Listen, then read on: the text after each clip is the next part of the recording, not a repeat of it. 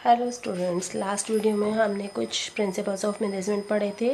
Last 2 video में आज हम जो है कुछ और प्रिंसिपल्स ऑफ मैनेजमेंट पढ़ेंगे, जिसमें से नेक्स्ट है 11th principles of management, Spirit D corps. इस प्रिंसिपल के अकॉर्डिंग क्या कहा जाता है कि एक मैनेजर को कॉन्टीन्यूसली एफर्ट्स करने चाहिए अपने सबऑर्डिनेट्स में एक टीम स्पिरिट डेवलप करने की। यानी कि मैनेजर को चाहिए कि वो सबऑर्डिनेट में एक टीम स्पिरिट डेवलप करने के लिए एफर्ट्स करें। ऐसा करने के लिए to do this he should use the word we. ऐसा करने के लिए सुपीरियर को हमेशा वी वर्ड यूज़ करना चाहिए instead of I.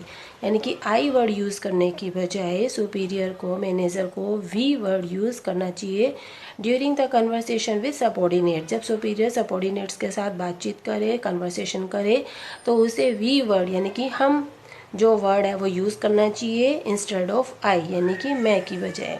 For example, a manager should always say that we will do the work. यानी कि एक मैनेजर को हमेशा क्या कहना चाहिए कि हम जो है मिलकर काम करेंगे। मीन्स एक मैनेजर को कहना चाहिए we will do this work, कि हम इस काम को मिलकर करेंगे instead of I will do it. ये कहने की बजाय कि मैं ये काम करूँगा। This behaviour of a manager will keep alive the spirit of cooperation among the subordinates. ये जो बिहेवियर है मैनेजर का, वो सबऑर्डिनेट्स के अंदर कॉपरेशन के स्पिरिट को जिंदा रखता है।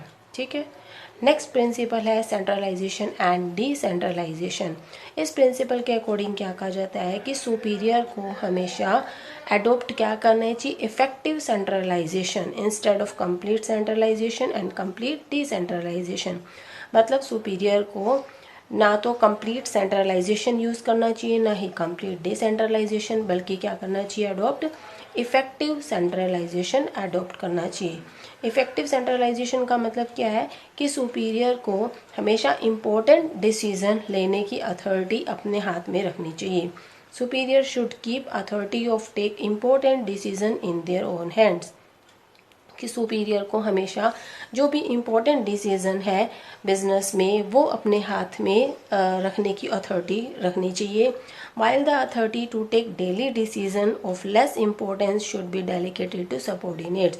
और जो डेली के जो डिसीजंस होते हैं जो ज़्यादा इम्पोर्टेंट नहीं होते, लेस इम्पोर्टेंस होती है जिसकी, वो जो है डेलीगेट कर देने चाहिए। मतलब किसको दे देने चाहिए, अपने सबऑर्डिनेट को। इसको हम बोलते हैं इफेक्टिव सेंट्रलाइजेशन। अगर सभी कुछ अपने पास रखते हैं तो उसको बोलते हैं कंप्लीट सेंट्रलाइजेशन, और सब कुछ दूसरे को डेलीगेट कर देते हैं तो उसको बोलते हैं कंप्लीट डिसेंट्रलाइजेशन। लेकिन हमने यहाँ पर क्या अडोप्ट करना है, इफेक्टिव सेंट्रलाइजेशन। मीन्स जो इम्पोर्टेंट डिसीजन है वो सुपीरियर को अपने हाथ में रखने चाहिए, और जो लेस इम्पोर्टेंट डिसीजंस है वो सबऑर्डिनेट्स को दे देने चाहिए, जिसको हम बोलते हैं effective centralisation. Next is 13 subordination of individual interest to general interest. इस प्रिंसिपल्स को क्या कहा जाता है, priority to general interest over individual interest. यानी कि हम इसको क्या कहते हैं कि जनरल इंटरेस्ट को प्रायोरिटी दी जाती है किसके कंपैरिजन में, इंडिविजुअल इंटरेस्ट के कंपैरिजन में। अकॉर्डिंग टू दिस प्रिंसिपल क्या कहा जाता है कि जो जनरल इंटरेस्ट है या जो इंटरेस्ट ऑफ द ऑर्गेनाइजेशन है, कि ऑर्गेनाइजेशन का इंटरेस्ट यानी कि ऑर्गेनाइजेशन का जो प्रॉफिट है, बेनिफिट है, इज अबव एवरीथिंग, वो सब चीज़ों से ऊपर है। फॉर एग्जाम्पल, अगर एक मैनेजर कोई डिसीजन लेता है विच हार्म्स हिम पर्सनली, कि वो डिसीजन लेने से उसको हानि हो रही है, लॉस हो रहा है, but result in a great profit to the company, लेकिन ऐसे डिसीजन लेने से कंपनी को प्रॉफिट हो रहा है भले ही उसको लॉस हो रहा है, तो he should give priority to the interest of the company. तो उसे हमेशा कंपनी के इंटरेस्ट को, यहाँ पर इंटरेस्ट का मतलब क्या है, प्रॉफिट, यानी कि उसे कंपनी के प्रॉफिट को, कंपनी के इंटरेस्ट को प्रायोरिटी देनी चाहिए और उसे वो डिसीजन ले लेना चाहिए and take the decision accordingly.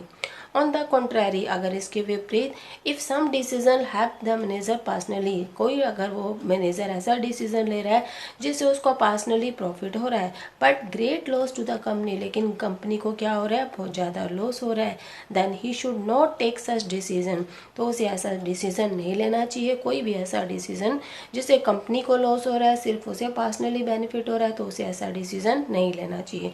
Means क्या है कि कंपनी के इंटरेस्ट को, कंपनी के प्रॉफिट को ध्यान में रखना है कि कोई ऐसा डिसीजन जिससे कंपनी को प्रॉफिट हो रहा है, सिर्फ वही डिसीजन लेना चाहिए।